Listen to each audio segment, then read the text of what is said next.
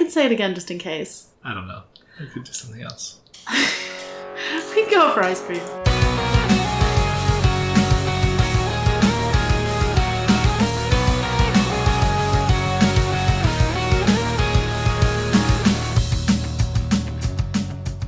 Welcome to Inchworm, the podcast in which we are inching through worm. I'm Jenny. And I'm Ted. And we read Shell 4.3. That's right. Taylor's backstory. Yeah, this is a big one. This is a momentous chapter. It was pretty exciting. I was not expecting to get her full, thorough backstory in this chapter. I was delighted. I mean, I wasn't delighted by what happened. It was pretty terrible, but... Yeah. And I'm just realizing I'm going to have to summarize it, so... Ooh. Yeah. Yeah. Well, yeah, you know. Speaking of... You can leave some of the grisly details for our discussion if you want. But no, that's true. The listeners might need to know. The listeners need to know. So, Taylor just said to everyone, so, what's everyone's backstory? And everyone, kind of looked at her like she was weird for asking. And Alec gives her an explanation that... powers come from terrible experiences. So she basically just asked them to share the worst things that ever happened to them. Lisa gives, a little bit of elaboration on this theory, that actually there are many people with the potential for powers, and about 1 in 5, it's theorized, end up having a trigger event that's consequential enough to actually give them powers. She says this might explain why villains outnumber heroes. Yeah. 2 to 1, apparently. Heroes got their hands full. The exception is capes whose parents are capes who inherit it in some way. Their trigger events can be much milder, apparently. So this explains why they don't want to give their backstories, but she tells them, I kind of do want to give my backstory.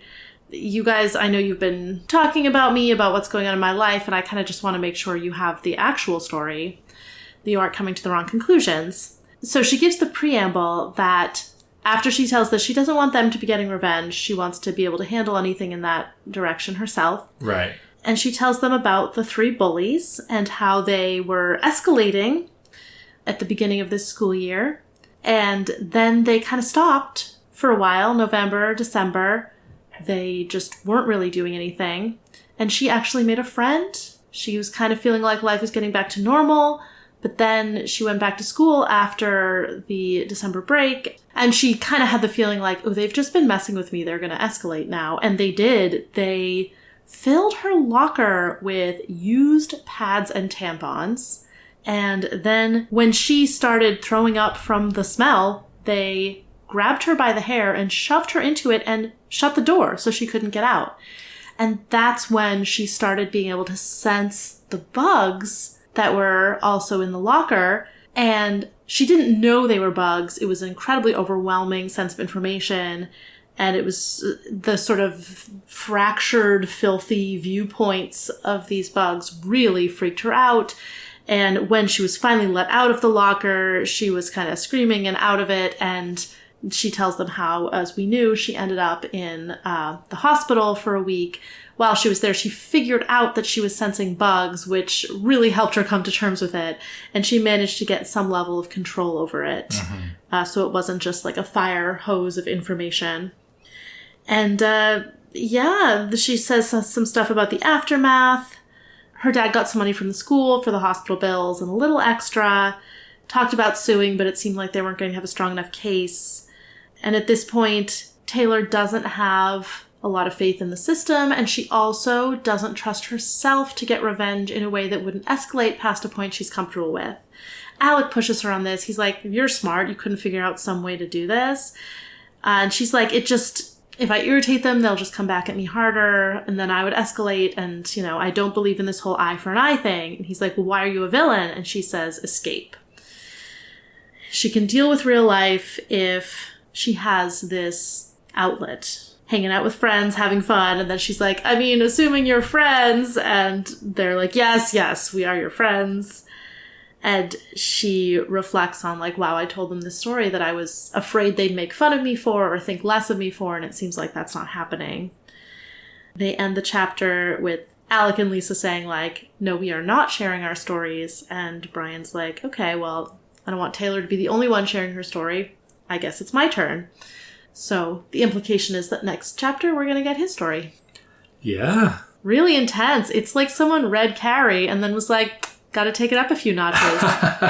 Which, we know that Carrie exists in this world because Taylor says she doesn't want to go Carrie on the school earlier on in the book. So which of the three do you think is the Stephen King fan in the trio? I don't think Madison reads. I would say probably Emma. It could be Sophia, but I think Emma is like the brains behind it and Sophia is the brawn. Taylor says she thinks Sophia shoved her into the locker. Yeah. But the thing is, if you've read the book, why would you ever want to recreate it? Everyone died, including Carrie, except for like Sue Snell, who didn't go to prom. Like, everyone died. Why would you want that, Emma? Yeah, so maybe it's just independent invention. It's, No, everyone thinks that they can, you know, keep the beginning and change the ending. Yeah. Of all the stories, all the tragedies. Yeah.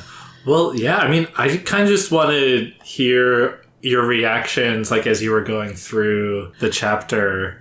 It was a lot worse than I expected. Yeah. Like, I had theorized that they just made her feel like a lowly worm, which in a way they did, but in this really physically gross and degrading way. Horrifying because of the physicality of it and also just the brutality of them pushing her into the locker. Yeah. Like, that's so much worse than just filling her locker in the first place.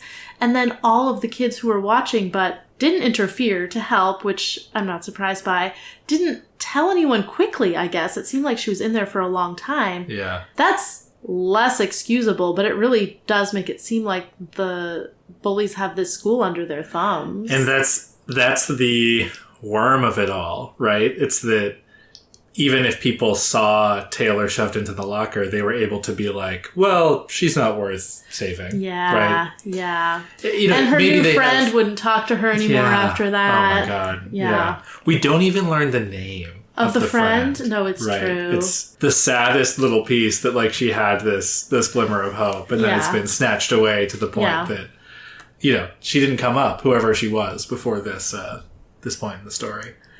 It presents a view of the bullying that's sort of larger scale in its thinking than I was expecting. Like, I mean, maybe they just had things in their lives that were distracting them for November and December, but it sounds like they deliberately were like, no, let's lull her into a false sense of security, restrain ourselves for like 6 weeks of school, and then go super hard. Yeah. So after that, as she says, they like kind of backed off, but like they're still doing stuff like very actively. Yeah. None of it's been that intense, which is an interesting reaction. It feels a little bit more piecemeal at this point, but that makes me wonder, are they building up to something more? Right. Yeah. And Taylor's response to the bullying makes so much more sense given how bad the locker incident and her trigger event how was. shut down she's been. How shut down she's been. The fact that they did soften her up.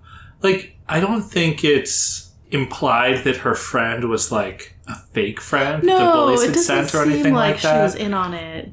She just made the correct call by high school social norms, you know, that, to like, just abandon this is bad Taylor news. rather than try and, you know, become a bully victim herself. Yeah. But having had that little glimmer of hope after like over a year of being bullied and then being completely destroyed in this way, and the additional trauma of getting her superpower as well, like it totally makes sense why she's paranoid, and she's convinced that the fatalism of no matter what I do, no matter how comfortable I might feel from moment to moment, like something bad is coming. Get like horrendous again. Yeah. It also really puts a different lens on the way she forces herself to go to school every day. Like, imagine forcing yourself to go back to the place where you were that brutally traumatized. Yeah. And also, what the fuck, school? You couldn't figure out a way to transfer her after she was shoved into a locker full of bloody tampons? Yeah. Like, I get that there's a waiting list at, like, Acadia High or whatever, but, like, this is an exceptional circumstance. Like, this is criminal negligence to leave this girl at this school. Yeah. It's unconscionable. I can't believe that the school couldn't figure out a way out of this. Yeah. And like, you'd think at least they would be afraid enough of getting sued that they would want to transfer her. Right. And, like, remember how Danny was so hard on himself for, like, losing his temper? Yeah. I mean, come on, buddy. Like, if he hadn't lost his temper, like, I'd be side-eyeing. Yeah. Yeah. Whew. I kind of wonder what, like... I mean, there's still more going on with the bullies. Like, there has to be. So we don't have the full picture, but this incident went presumably a little harder than they expected. Like, I don't think they expected Taylor to end up in the psych ward for a week.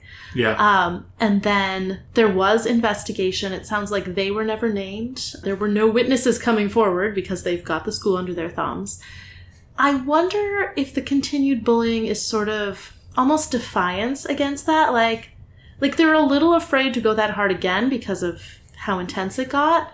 But they don't want to lose face and back down. So they have to keep going. I think maybe Emma has something else going on, but I think that's sort of the general mindset of the three that, like, okay, well, maybe we dial it back from that, even if they don't say that out loud to each other. Like, now we're just gonna do little stuff like putting juice on her chair. And it feels less calculated. Yeah.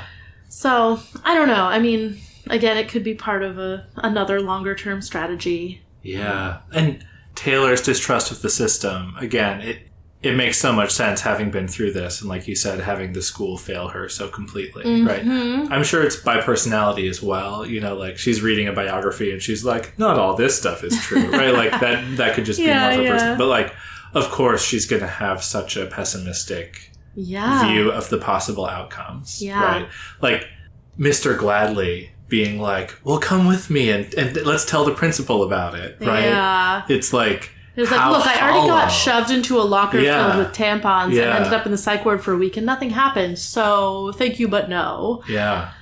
It's interesting that she extended that skepticism of sort of the system to the ward program. She didn't want to join the wards. Mm-hmm. But she doesn't seem to have extended it to the Protectorate in general. Like, she is disappointed in Armsmaster, but she still seems to have a lot of faith in the Protectorate. She still, like, wants to belong to it. Yeah, that's interesting. Yeah. I mean, she needs that escape.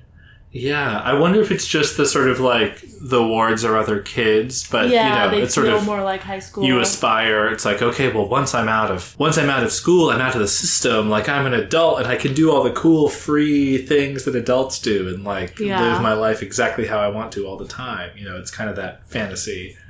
It's ironic because, I mean, I do think she would have had trouble with the adult supervision of the wards, but the wards seem like kind of good kids. Like, they don't seem like they would have tormented her the way the bullies do, at least. Yeah. No, that's a really good point. I mean, we didn't see that much of their social dynamics, but she wouldn't have been the youngest girl. Like, she wouldn't have been the lowest on the totem pole, probably. Right. I mean, Vista's very powerful, but she's also, like, 13 and came off as, like, girl with crush. Like, you know, it's not like she's ruling the social roost or anything. Yeah, exactly. I don't know. I do think that she needs this dream of the Protectorate. Like, it was really interesting when Alec was like, so why are you a supervillain then? This is another, I was wondering how this beat hit for you. And Taylor immediately says escape.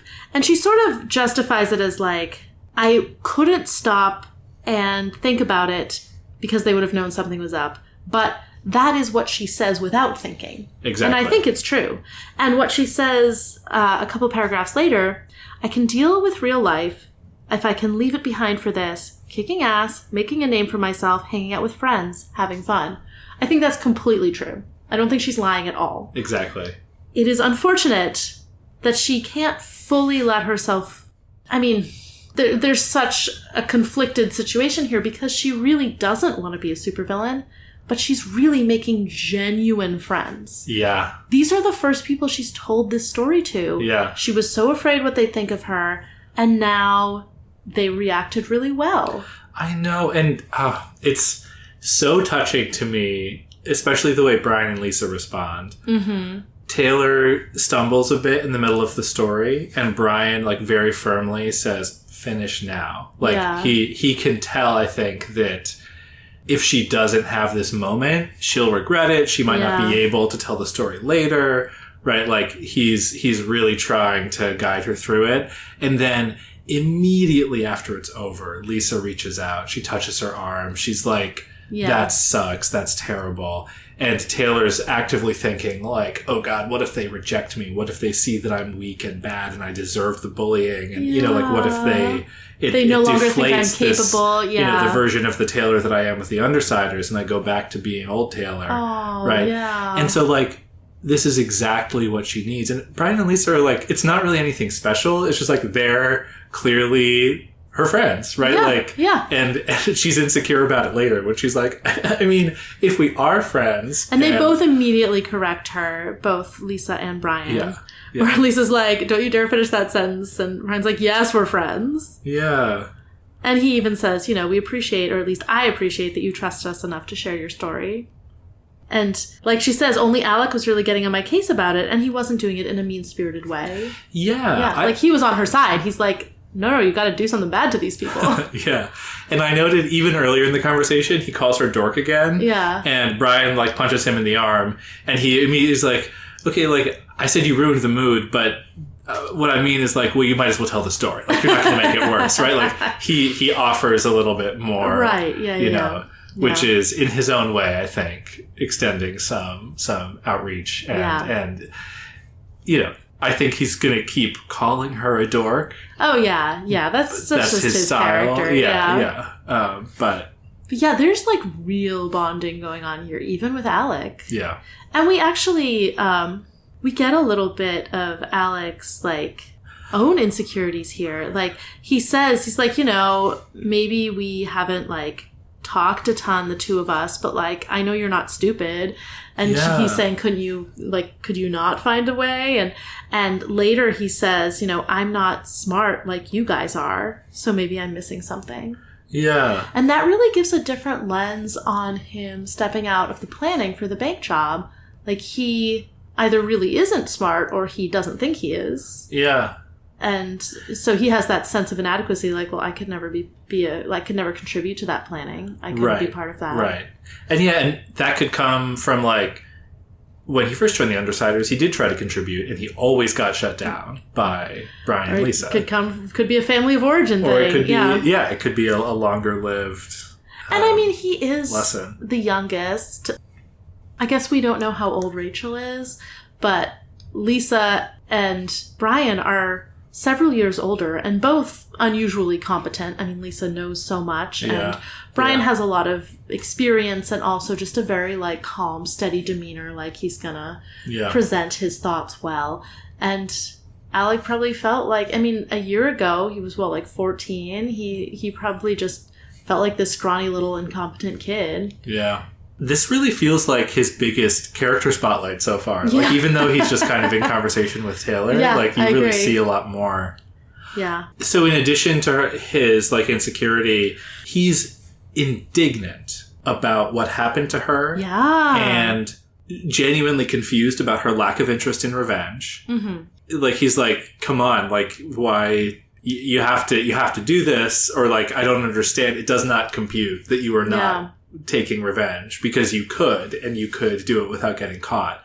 And Taylor is kind of like, well, you know, she hedges a bit. She says, I don't believe in an eye for an eye. And that leads to him kind of accusing her, well, like, why are you a supervillain? Uh-huh. But the thing that jumped out is when he's arguing for it, Taylor's like, I wouldn't do that. You know, I wouldn't do what they did to me back to them. And he says, they deserve it, and you didn't. Yeah. Which is, like, very telling. Yeah. And I agree with that. I mean, I think he's right. Like, I'm not sure that Taylor's wrong about Taylor's right too, the consequences of it, but I'm so on Alec's side emotionally when I hear the story that Taylor tells. Oh, yeah. I mean, this was my stance at the beginning, and I feel like Taylor's rebuttal here was very compelling. I've talked about how she fights like Ender, how she tries to take people out completely, and she wants to win quickly and thoroughly, and she recognizes correctly that style will not work against the bullies unless she's willing to go hard enough to destroy them, which she is not willing to do. Right. So she says, you know, anything that I do to them to annoy them, Like, okay, they're annoyed, but they don't know it's from me. I don't want them to know it's from me because if they did, they would know about my power. If I give them crabs, they'll just be annoyed and will be mean to me anyway. Their annoyance will just up the degree to which they're mean to me. It won't make them stop. And then I'll have to escalate my retaliation. It will just spiral from there. It's the thing, like, she is correct. She doesn't say it in this chapter, but it ends with going Carrie or... going Carrie on the school, yeah. And she's not willing to go to that end point, so there's no point in doing the initial steps because they'll sort of inevitably lead there. Yeah. They're dangerous and not helpful. The only way to win is not to play. Yeah. I mean, she has two modes. Not playing and playing incredibly hard to win. Yeah. Taking out clock blocker. One-on-one. Exactly. Or standing passively while her bullies, just to mitigate the damage from her bullies. Yeah. And she can't do the clock blocker thing with the bullies, so she can't really do anything. I mean, maybe someone with a different type of approach to fighting would be able to come up with something, sort of a third way, like creative solution that would pull them out of the school, divert their attention, like something that would just, kind of a think outside the box solution. Yeah. That's not really Taylor's style, it seems like. She correctly sees that she would escalate this too far. Right. It certainly feels right based on what we've seen so far. Yeah. And she cites, like, remember how I went off on bitch? Like, this is what I do. It's her version of the Danny thing. She isn't taking a stance of, I will never lose my temper at anyone. She's taking the stance of, like, if I do, I go this level. If I'm not willing to hit this level, I can't do anything at all. Yeah, Lisa calls it repressed anger. I mean, yes, she is. I mean, she's suppressing her anger. Yeah. And choosing when to let it out, which is very impressive. Yeah. But she knows she can't choose how much of it to let out. So she can't do it at all if it's not a situation that's safe for that. Now, what do you make of her stance about refusing help? And what she said is that she wouldn't get closure if the Undersiders helped her. I don't think it's about closure. I think it's about control. I think she doesn't trust their approach. They're villains. They would want to. I mean, Alec suggests stripping the bully naked and leaving her in the middle of, like, a dark road at night.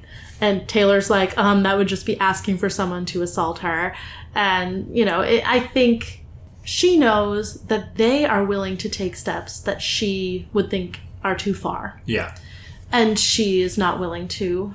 So this is where that control. She can't be totally honest because of her insinuation here, but the escape thing later is total honesty. I think that is fully honest. That's it's fun to have both of those moments. Yeah, it's really, she's really towing a line here. Yeah. I wonder how it hit, having talked about Taylor's motivation so much before getting to this point for you, but I remember this chapter both because of how awful the locker incident is, but when Taylor blurts out escape and I remember like my stomach fluttering, like, oh, is she gonna mess up here? Right? Like, is she gonna confess too much? And then seeing the soft landing of, like, oh, okay. She didn't blow her cover. And then thinking about, like, oh, she's, like, really screwed. Like, with how invested she's getting. I knew that she was really screwed. So this wasn't a revelation, but this did reinforce it.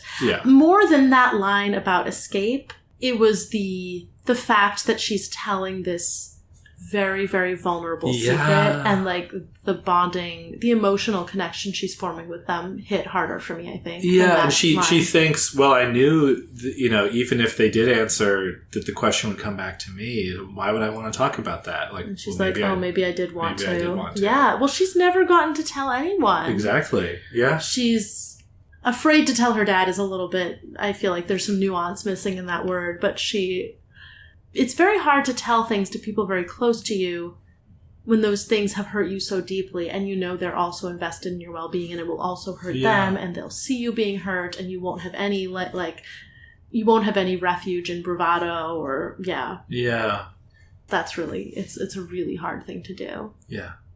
These are people who are just distant enough that she can tell this to, but she also is close enough to them to trust them. And importantly, and they know really her other trust. secret. And yes, true. She couldn't tell the whole story to Danny either way if she didn't want to reveal her power. Right. It's fascinating. So the end of the chapter makes it clear that the Undersiders don't know each other's trigger events, at least in as much detail as Taylor shared. Yeah. And well, maybe not in as much detail.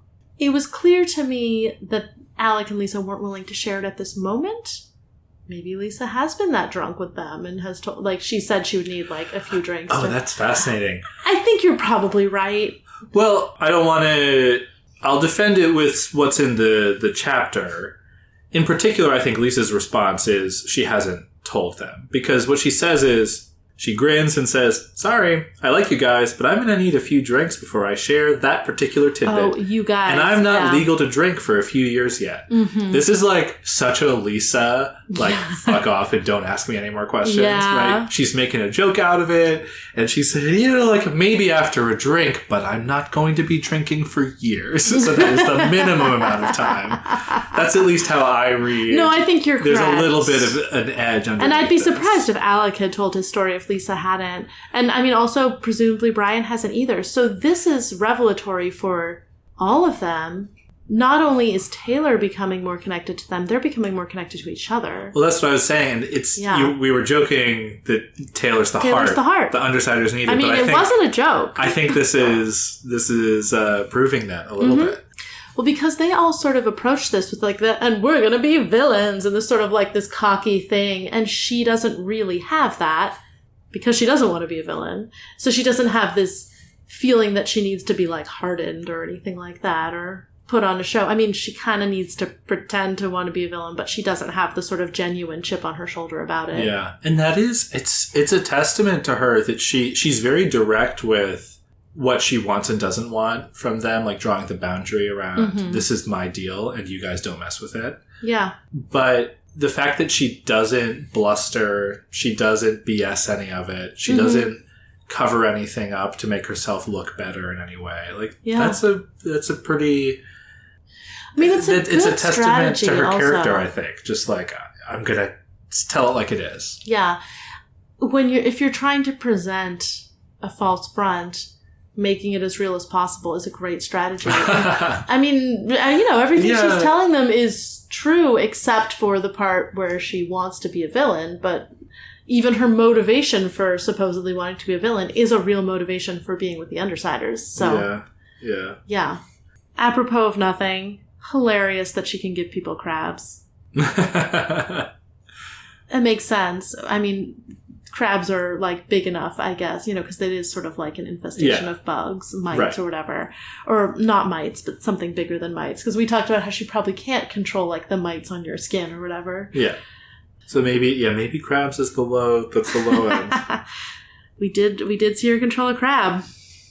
Yeah, I just love this moment when she says escape and she's, like when she decides to attack Rachel back in Arc 2, she's acting faster than her narration can keep up with, right? She blurts it out and then she starts rationalizing, like, I couldn't have taken the time to think. Lisa would have known something was up. And then she kind of peeks at Lisa and Brian, and Lisa was watching the dialogue, a small smile on her face, her chin resting on her palm. Brian was kind of inscrutable, arms folded in front of him, no real expression on his face.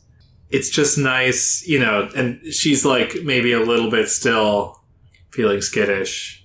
She says, assuming we are friends, and then they immediately are like pulling her back towards them and connecting with her. Brian says, I appreciate that you trusted us enough to share your story. Yeah. And then Brian doesn't want her to feel alone with it. Yeah. That's really sweet.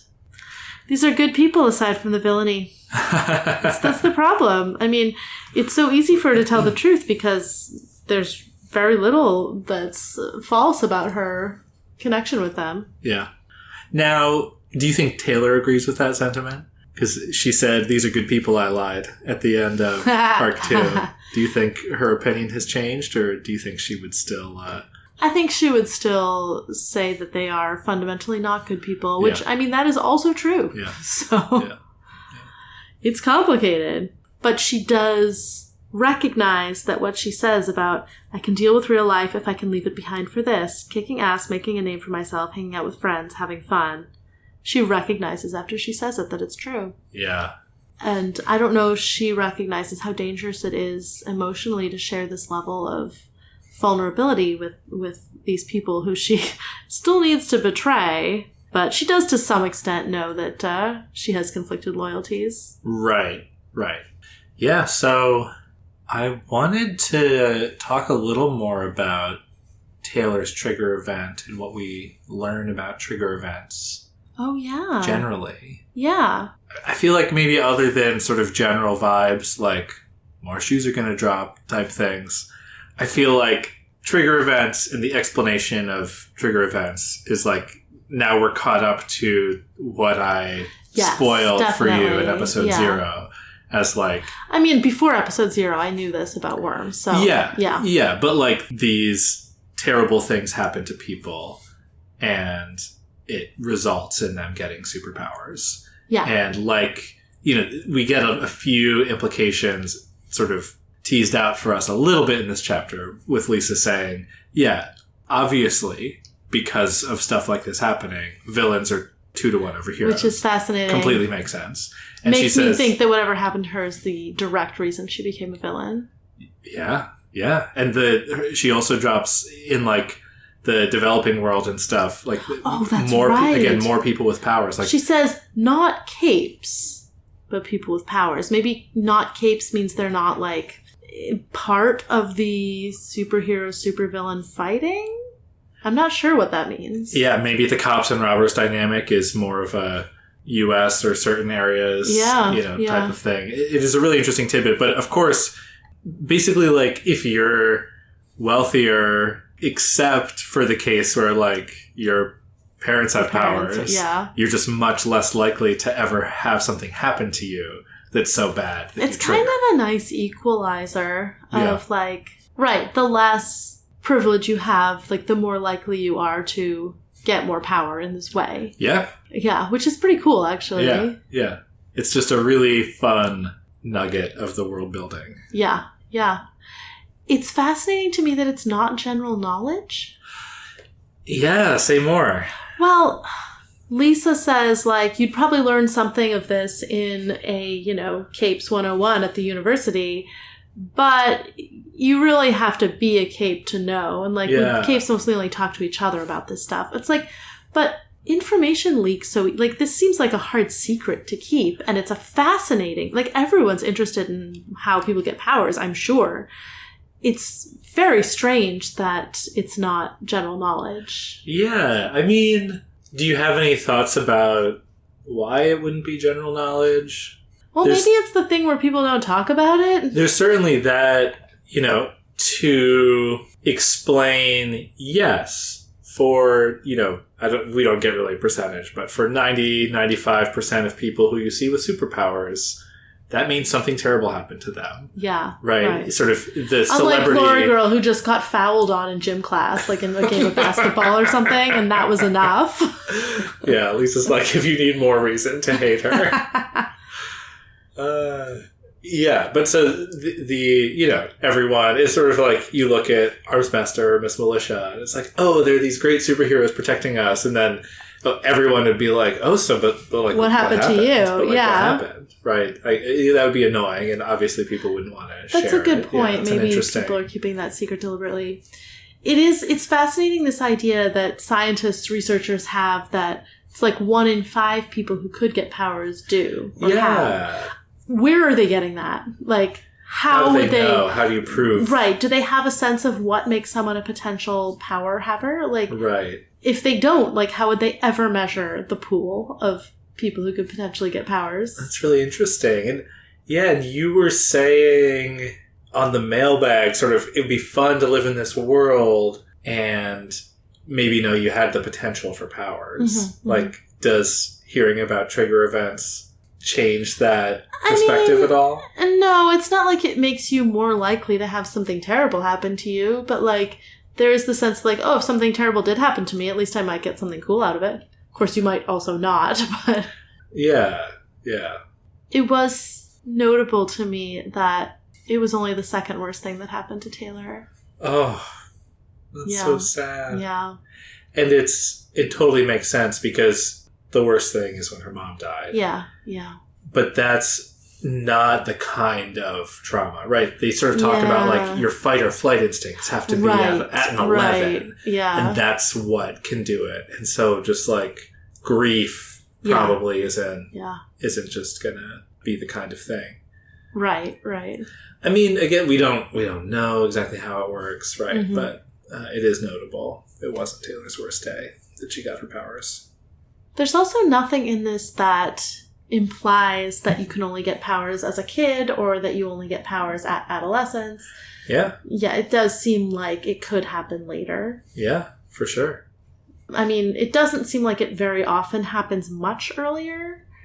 Vista is one of the youngest. I guess she was like 12 maybe when she joined the wards. And it seems like Amy was also about that age, maybe 12, 13. When she got her powers. Yeah. Oh, yeah, that makes sense. Yeah. I mean, maybe she was 14, I don't know. But yeah, it seems like it doesn't often happen to very small children. I don't know if that's something more about their psychology or more about just like when it's possible to get a power, but yeah, we still don't know what makes someone potentially. The spoilers for The Time Traveler's Wife coming up. Oh, yeah. Skip ahead 50 or 30 seconds. Just an example that pops to mind of what it's like when a very young child can have a superpower. The difficulty that they have conceiving when the babies can jump around in time and sort of. He didn't time travel till he was 5, and his daughter seems like time traveled her whole life. Like, exactly. Yeah. Way more dangerous to time travel as an infant. Yeah. Especially when it also involves travel in space. Yeah, and the actual details, I mean, what the bullies did to her is awful, and we've talked about that. But I feel like we didn't really talk about the moment when she gets her powers. Yeah. I want to read just like some of it. I panicked, freaked out. My mind went someplace else, and it found the bugs there. Not that I knew what they were at that point. I didn't have a sense of proportion. And with all the info my power was giving me then, my brain didn't know how to process it all. As far as I knew, all around me, in the walls of the school, in the corners, and crawling around the filthy interior of the locker, there were thousands of these twitchy, alien, distorted things that were each shoving every tiny detail about their bodies and their fucked up biology into my head. I sighed. It's hard to explain what it's like having a new sense open up, but you can't understand it all. Every sound that they heard was bounced back to me at 100 times the volume, with the pitch and everything else all screwed up, as if they wanted to make it as unpleasant and painful to listen to as possible. Even what they were seeing, it's like having my eyes open after being in the dark for a long time, but the eyes weren't attached to my body, and what they were seeing was like looking into a really dingy, grimy kaleidoscope. Thousands of them. I didn't know how to turn any of it off. Yeah, I mean, that was sort of that was the impression that I got from what we'd heard so far, is that the incident gave her powers, and her powers put her in the hospital. Absolutely, yeah. And just so overwhelming. Yeah, and then they let her out, and it's like, this would be humiliating even without the superpower thing, but she's totally gone completely feral. Oh, yeah. After this. She's biting, kicking, and screaming. They basically have to drag her away. Yeah. The thing that jumps out about this is that description of being aware of bugs. There's like something true there, right? It's what happened to me again in the mailbag when you were bringing up the gross bugs that you found, right? Yeah. It's like everywhere, all around us, the bugs do exist. They're there. The thing is, we don't notice them. And Taylor's misfortune is that she at all times is aware of them, right? But this idea that like, oh, if you stop and think about it, there are bugs all around us. You know, like they're in the couch that you're sitting on, they're beneath the floorboards, they're in the walls. Dare you? They're right? But it's horrifying to think about it and to imagine. It would be so much worse to be forced to perceive it all. Mm. But then her little realization when she's in the hospital bugs are a lot easier to wrap your head around when you realize they're bugs.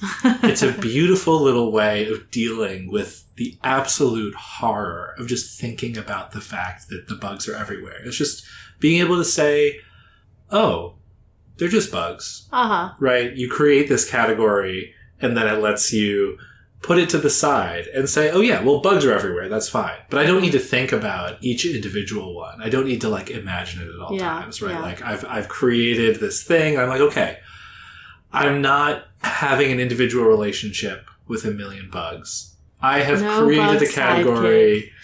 Yeah. I've created a category of bug, and I control bugs. Great. Yeah. That's what it is. I have a swarm. I don't have a bunch of little creepy crawlies. I mean, also for Taylor, I bet there was sort of a feeling of like, what is wrong with my brain that I'm having this perspective on the world of like these creepy, crawly things? Just knowing like, oh, I'm seeing through bugs' eyes. That's what they are. I mean, just in a literal sense, like that realization would be such a relief. Her description of her power is like, it's Lovecraftian. Right? Yeah. It's like she's perceiving, like these beings out of time and space. Like it's totally incomprehensible. Alien is the word she uses. Like it's really horrifying. And then, it just takes a little bit, come back to Earth, be like, okay, they're just bugs. I know what bugs are. It's all good. Yeah. So, I mean, in the next chapter, I think we're going to get Brian's story. Sure. I am curious if it's going to go more in the like locked in a cupboard under the stairs way, or in a like experienced racial violence way. I don't know. We have seen, like, we've seen Triple E, like there that is a thread that's in this book, so I wouldn't be surprised if that were there. Yeah.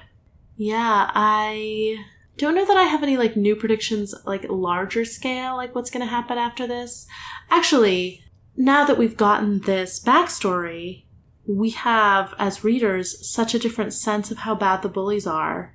I think that's going to come into play. And we've had so much discussion with Taylor and the Undersiders, like, they want to help. She says no. Like, this whole idea of, like, is she going to do anything to resolve it? She's not planning to. I feel like that tension, that sort of status quo, like, has to go somewhere, probably this arc. It doesn't necessarily have to reach a resolution, this arc, but it maybe has to reach a new stage. Sure. Okay. Yeah, so last arc was almost entirely Cape World focused. They had this bank job. They fought the wards. They fought New Wave. I wonder if this arc is going to not go very far in that direction at all. Like, maybe she'll talk to Armsmaster. Like, maybe there'll be some fallout from the bank situation. Yeah.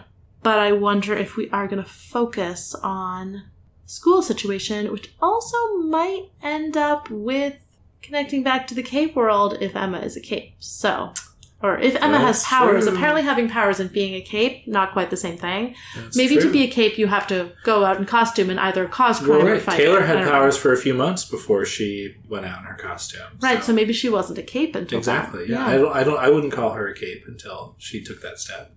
Interesting. I was thinking of Cape as a word for someone with superpowers. No, I mean, I don't think anyone had suggested otherwise until maybe this chapter. Yeah. But yeah. Yeah, so I think we're gonna focus on the bullies. I think it's going to get worse. I mean, Emma is going to investigate what's going on with her. I already predicted that. I think Emma's going to figure out about her power.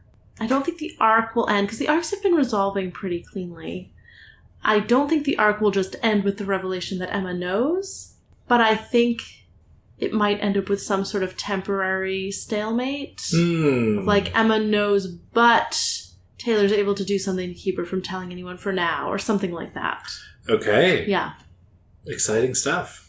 Yeah. Well, yeah, there are unfortunately no new names next chapter, so I think we'll have to leave it there.